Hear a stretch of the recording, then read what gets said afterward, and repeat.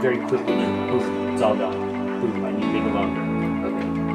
Okay. So now. So in the live video workshop, we make behind the scenes videos, make graphics, and we live stream the final performance. Go up a little bit. Okay, how about now? Okay, good.